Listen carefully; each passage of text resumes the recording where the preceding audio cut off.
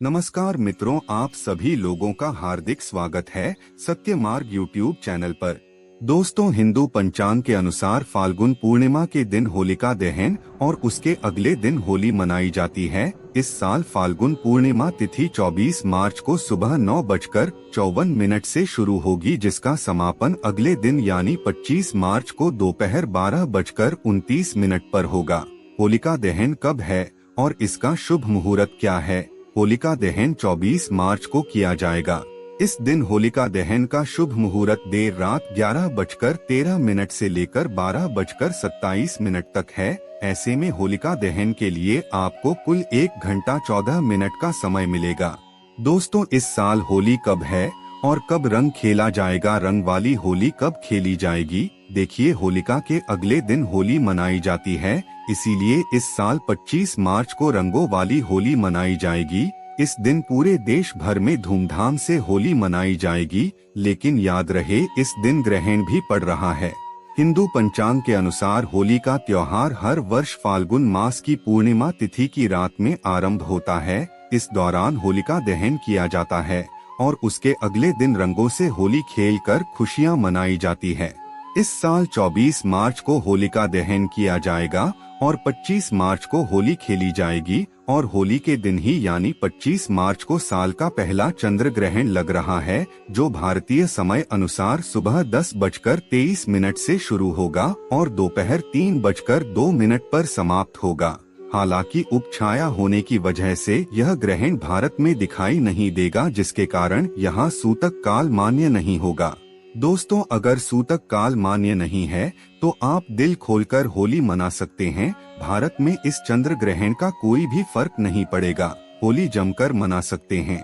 दोस्तों, होली के दिन हर इंसान अपने मतभेद, दुश्मनी, उच्च नीच, गरीबी, अमीरी सब चीज को भूल करके इस त्योहार को मनाता है। इसीलिए होली के त्योहार को हमारे सनातन धर्म में खुशियों का त्योहार भी बोला जाता है। वहीं दूसरी तरफ जो चंद्र ग्रहण का दिन होता है, उस दिन किया गया उपाय कभी भी खाली नहीं जाता है। इसीलिए चंद्र ग्रहण के दिन का इंतजार पूरी दुनिया के ज्योतिष और वैज्ञानिक बड़ी बेसब्री से करते रहते हैं। और दोस्तों, आज की इस वीडियो में हम आपको एक ऐसे नंबर के बारे में बताने जा रहे हैं जिसके लिए आपको कुछ भी नहीं करना है। बस आपको आपके घर के मुख्य द्वार पर होली वाले दिन यानी जिस दिन चंद्र ग्रहण पड़ रहा है, उस दिन आपको अपने घर के मुख्य द्वार पर उस नंबर को लिखना है जिसके बारे में हम आपको आगे बताने वाले हैं। और इस नंबर को लिखने के बाद आपके जीवन में चल रही तमाम प्रकार की समस्या, गरीबी, दरिद्रता, कष्ट, परेशानी सब खत्म हो जाएगी। दोस्तों, हिंदू धर्म के अनुसार घर का मुख्य द्वार बहुत ही महत्वपूर्ण स्थान माना जाता है, क्योंकि मुख्य द्वार के माध्यम से ही सभी प्रकार की नकारात्मक और सकारात्मक ऊर्जा का प्रवेश घर में होता है। लेकिन ज्यादातर लोग इसके बारे में नहीं जानते कि जितने भी प्रकार की नकारात्मक और सकारात्मक ऊर्जाएं होती है, वह घर के मुख्य द्वार से ही अंदर प्रवेश करती है। जैसे कि अगर नकारात्मक ऊर्जा के बारे में बात करें तो तंत्र मंत्र की क्रिया, कोई प्रेत बाधा या फिर कोई ऐसी नकारात्मक शक्ति जो किसी तांत्रिक के द्वारा आपके ऊपर कर दिया गया है, आपके घर परिवार के ऊपर तांत्रिक क्रिया किया गया है, तो इससे घर में नकारात्मक ऊर्जाएं प्रवेश करने लगती है, जो आपको कई प्रकार से पीड़ित करने का कार्य करते हैं। दोस्तों, आपकी जानकारी के लिए बता दें, आपके घर में कुछ सकारात्मक ऊर्जा भी प्रवेश करती हैं और इसी मुख्य द्वार के माध्यम से ही प्रवेश करती हैं, जैसे कि कुल देवता, कुल देवी और कई प्रकार की सकारात्मक ऊर्जा आपके घर पर प्रवेश करती है। इससे घर के चारों तरफ खुशहाली का माहौल देखने को मिलता है। लेकिन इसके विपरीत अगर आपके घर पर नकारात्मक ऊर्जा का प्रवेश होता है तो इससे घर में हमेशा ही लड़ाई झगड़े होते रहते हैं। जिस व्यक्ति के ऊपर सभी प्रकार के सकारात्मक शक्तियों का प्रभाव होता है, यानी कुलदेवी, कुल देवता और पितरों का आशीर्वाद अगर व्यक्ति के ऊपर होता है, तो इससे व्यक्ति का जीवन तेजी से आगे बढ़ता है। आपने खुद ही कई बार देखा होगा कि जब आप घर से बाहर जाते हैं तो आपको बड़ा ही आनंद और सुकून की प्राप्ति होती है, लेकिन जब आप वापस अपने घर में आते हैं तो आपको दिन भर चिंता सताने लगती है। इसका मुख्य कारण यह है कि जैसे ही आप अपने घर में प्रवेश करते हैं, वैसे ही आपके घर में मौजूद नकारात्मक ऊर्जा आपके ऊपर हावी होने लगती है, जिसके कारण आप भयभीत होकर डरने लगते हैं। जबकि आप जब बाहर में रहते हैं तो बाहरी वातावरण में सकारात्मक ऊर्जा संचार करती रहती है, जिसके कारण आपका मन हमेशा फ्रेश और शांत रहता है। दोस्तों, जब व्यक्ति के जीवन में नकारात्मक ऊर्जा हावी होने लगती है तो इससे उस व्यक्ति का जीवन बर्बाद हो जाता है, यानी कि उसे किसी भी कार्य में सफलता की प्राप्ति नहीं होती है। लगातार कठोर परिश्रम करने के बावजूद भी वह किसी भी क्षेत्र में सफल नहीं हो पाता। जबकि जहाँ पर सकारात्मक ऊर्जा का संचार होता है, वहाँ पर हमेशा ही सुख, समृद्धि और माता लक्ष्मी का वास होता है। दोस्तों, अगर आप भी अपने घर परिवार के सभी समस्याओं से मुक्ति पाना चाहते हैं, तो ऐसे में आपको अपने घर में मौजूद नेगेटिव एनर्जी को दूर करने की आवश्यकता है। नेगेटिव एनर्जी को दूर करने के लिए कुछ ऐसे कार्य करें जिससे सकारात्मक ऊर्जा का संचार हमेशा ही आपके घर में होता रहे। इससे आपके जीवन में बदलाव होना प्रारंभ हो जाएगा। दोस्तों, कई बार क्या होता है कि घर के पितृ प्रसन्न नहीं रहते हैं, जिसकी वजह से घर परिवार में कष्ट उत्पन्न होता है। कहीं ना कहीं से कोई ना कोई परेशानियां उत्पन्न होती रहती है।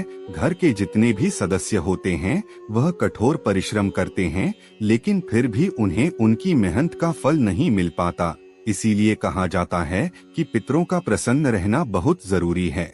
आपकी जानकारी के लिए बता दें, जिस व्यक्ति के ऊपर पितरों की कृपा होती है, पितरों का साथ जिस व्यक्ति को प्राप्त होता है, उस व्यक्ति को अपने जीवन में कभी भी निराशा का सामना नहीं करना पड़ता।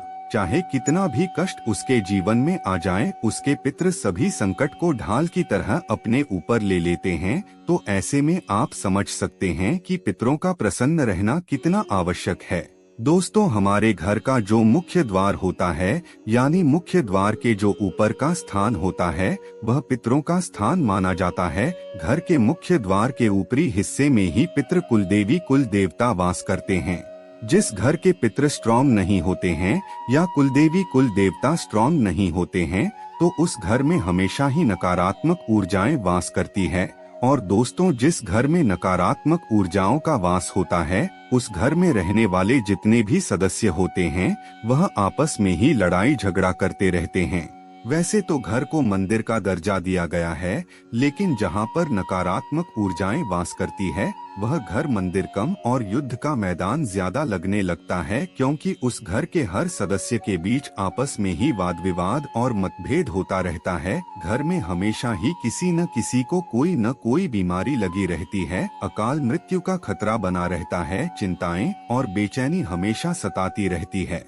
ठीक इसके विपरीत, जिस घर में सकारात्मक ऊर्जाएं वास करती है, वहाँ पर लोग काफी ज्यादा समझदार और शांत होते हैं। सभी काम को बड़ी समझदारी के साथ करते हैं। तो सबसे पहले तो आपको होली के दिन आपको अपने घर के मुख्य दरवाजे पर एक स्वास्तिक चिन्ह बना देना है और हर महीने उस स्वास्तिक को आपको रिचार्ज करते रहना है, क्योंकि बहुत से लोग ऐसे होते हैं जो साल में एक बार स्वास्तिक बना करके छोड़ देते हैं और उसे देखते तक नहीं है। तो आप इस बात का ध्यान रखें कि स्वास्तिक को आपको हर महीने रिचार्ज करना है। दोस्तों, आपकी जानकारी के लिए बता दें, स्वास्तिक के बड़े ही ज्यादा लाभ होते हैं। इसके जितने भी डंडियां होते हैं, यानी इसके जो लेग्स होते हैं और इसमें जो स्पेस होता है, वह सभी चीज यंत्र को दर्शाती हैं। स्वास्तिक एक प्रकार का यंत्र होता है जो धन को आकर्षित करने में प्रभावी भूमिका निभाता है, यानी कि आपके जीवन में सुख, समृद्धि, धन, दौलत, मान, सम्मान सभी चीजों को आकर्षित करने के लिए यह प्रभावी यंत्र के रूप में कार्य करता है। दोस्तों, इस बात का भी हमेशा ध्यान रखा करें कि अगर आपके घर में धन की समस्याएं हैं तो केवल हल्दी से ही स्वास्तिक को बनाना है। अगर आपके घर में शत्रुओं की समस्याएं रहती है, अगर बच्चे आपका कहना नहीं मानते हैं, भूत प्रेत की समस्याएं होती रहती है, तो आपको अष्टगंध का इस्तेमाल करना है या फिर आपको सिंदूर में चंदन मिला करके घर के मुख्य द्वार पर स्वास्तिक बनाना है। इससे बहुत ज्यादा लाभ मिलता है। पितृ प्रसन्न होते हैं, कुलदेवी, कुल देवता का आशीर्वाद बना रहता है। इसके अलावा आपके घर का जो मुखिया है उसके डेट ऑफ बर्थ का भाग्यांक निकालकर होली वाले दिन आपको अपने घर के मुख्य द्वार पर अंदर की ओर लिख लेना है।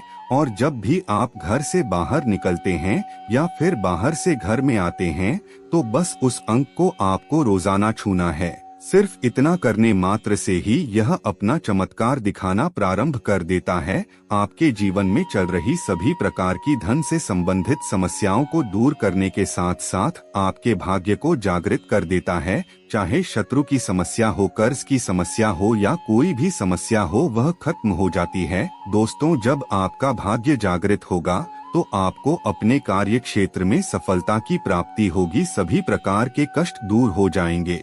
लेकिन भाग्यांक निकालना कैसे है? तो दोस्तों, जन्म तिथि में महीना, दिन और साल, इन तीनों चीजों को एक साथ कैलकुलेट करके प्लस कर लें। उसके बाद 4 अंकों का डिजिट निकलेगा, फिर उन चारों अंकों को भी अलग अलग करके प्लस कर देना है और सिंगल डिजिट आपको निकालना है। जब तक आपका सिंगल डिजिट नहीं निकल जाता तब तक आपको सभी अंकों को एक दूसरे से प्लस करते जाना है। और जब सिंगल डिजिट निकल जाता है 1 से 9 के बीच में, तो बस वही आपका भाग्यांक है। दोस्तों, आपको अपने भाग्यांक को अपने घर के मुख्य द्वार पर इस प्रकार लिखना है कि जब आप घर से बाहर जाएं तो उसे आसानी से छू सके और घर के अंदर आते हैं तो उसे छूकर के अंदर आ सकें। अगर घर परिवार के अन्य सदस्य इस प्रयोग को करना चाहते हैं तो किसी लाल पेन के माध्यम से या फिर लाल स्केच पेन के माध्यम से दीवार पर अपने भाग्यांक को लिख सकते हैं या फिर किसी कागज में लिख करके अपने तकिए के नीचे रख सकते हैं। इससे भी ठीक इसी प्रकार का प्रभाव देखने को मिलता है। दोस्तों, केवल इतना करने मात्र से ही आपके कई बड़े ग्रह बलवान बन जाते हैं। और अगर आपके आसपास आपका भाग्यांक होता है तो वह आपके जीवन में सफलता प्रदान करने का कार्य करता है। दोस्तों, भाग्यांक केवल एक नंबर ही नहीं होता, बल्कि यह हमारे लिए एक एंजेल की तरह कार्य करता है। इसीलिए इस प्रयोग को आपको एक बार जरूर करके देखना चाहिए, आपका भाग्य बदल जाएगा। मित्रों, आज की वीडियो में बस इतना ही। फिर मिलते हैं किसी नई जानकारी के साथ, तब तक के लिए धन्यवाद।